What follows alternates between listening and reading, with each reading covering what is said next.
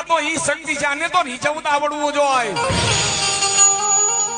જેટલા જેટલા માતાજી છે ને, હું એમ નથી કેતો કે માતાજીની ભક્તિમાં 365 દી ગાંડા થઈ જાવ. માતાજીને ખાલી એક વાઈટ માનો ને, એક દીવો માનો ને, તોય તમારા માં કામ કરે. શ્રદ્ધા હોવી જોઈએ.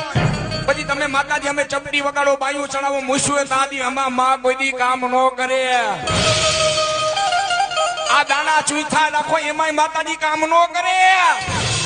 પણ તમારા બધાનો પરિવારનો એક મત થવો જોઈએ ને ભુવાનો એક મત થવો જોઈએ. કોઈના બાપની તાકાત નથી. આ ધર્મેશ રાવણનો ચેલેન્જ છે. કોઈના બાપની તાકાત નથી. તમારા પરિવારમાં કોઈ દી આંગળી લાંબી ન થાય. અને કદાચ કોઈ આંગળી લાંબી કરવા વાળા હોય, માતાજી કે બેટા કદાચ મારા પરિવારનું માહિતી કદાચ કોઈ અવરું બોલે, એ કદાચ કોઈ ખરાબ બોલે, અને એક વાર